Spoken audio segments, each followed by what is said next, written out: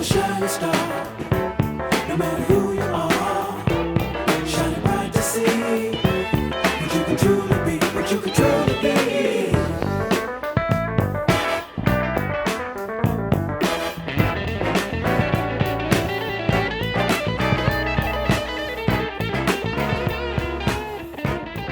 Earth, Wind and Fire, or EWF for short, are an American soul band who originated from Chicago.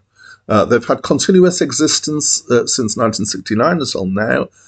They're a big band, and they've had quite a turnover of members, but the driving force has mostly been a guy called Maurice White, who shared vocal duties with Philip Bailey, who I've also heard of. They've followed in the legacy of funk, but they've spanned genres including R&B, soul, funk, disco, pop, and they have been one of the most commercially successful bands of all time.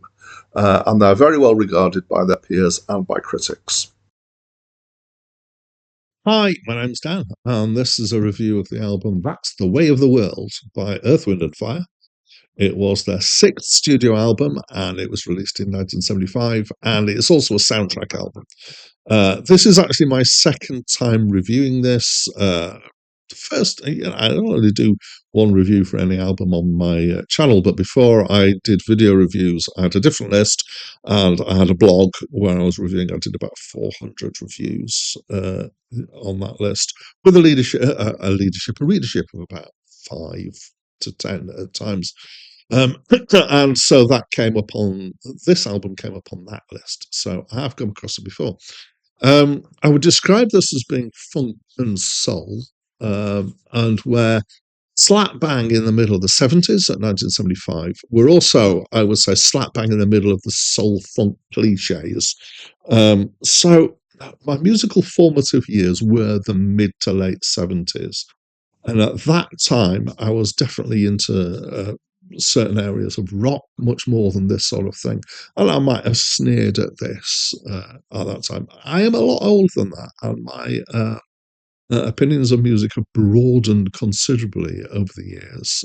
When I did go back to my previous review, so I reviewed this, as I said before, but it was over 5 years ago. And at that point, I struggled with this album, again, for the cliches. This time round, I've listened to it twice, as I always do, and I didn't struggle with it. And this got me to asking the question, why? So I'm going to share my thoughts on that.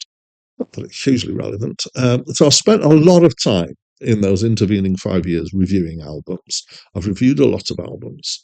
So on the first iteration on this first list, this was actually one of the earliest albums on the list. And I would say it would be unusual if that amount of time reviewing hasn't had an effect on me. I think at that point I was still kind of going, oh, cliches, oh dear, whatever. And I think I've got over this. And I think that's because a lot of well-regarded albums are in the position where they're historically set tropes, which then become thought of as cliches. So, and I've got used to this more, I think, over the last 5 years. So anyway, that's my thoughts on that. Let's get to the actual album.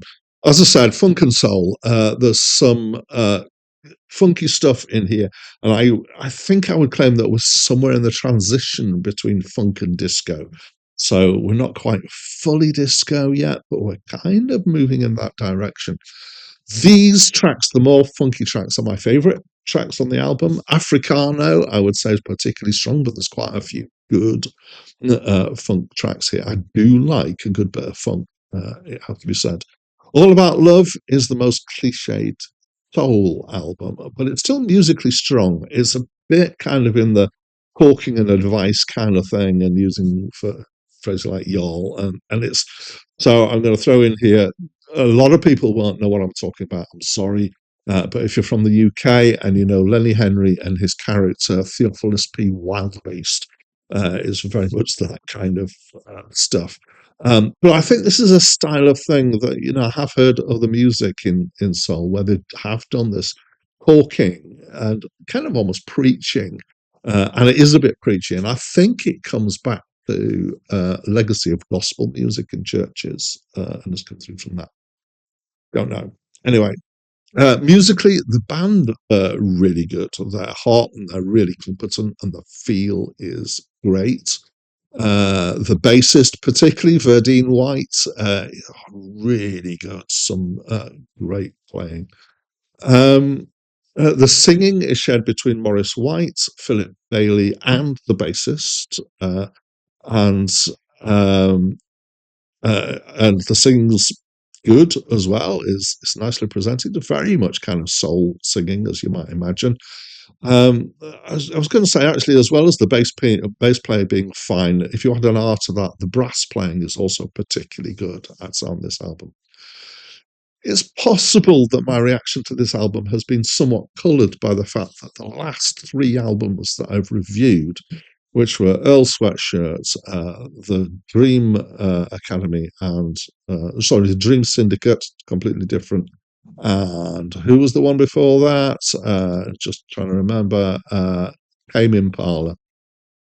I didn't get on with those albums at all. So maybe this has been pushed up a bit from the fact that, finally an album that I can get behind. But I don't think so. I try not to let that sort of thing influence me. But this is definitely a fresher breath air. It's dated. I will admit that. The songs are not too deep. I will admit that. It's targeted at radio. Uh, Interestingly, as I mentioned, it's a soundtrack album, but I wouldn't necessarily guess. I think it works as an album. I don't know if it works as a memento of the film, because that's what soundtrack albums it can be. I don't think it works as another thing that soundtrack albums can do is to encourage people to see the film. I don't think it particularly does that. I've never seen the film. In fact, I've never even heard of the film. But it works as an album. I really loved it. So at this point, always, I invite you to tell me what you think of this album. So please, will you do that? That's me doing this invitation. And the way to do that is to use the comments.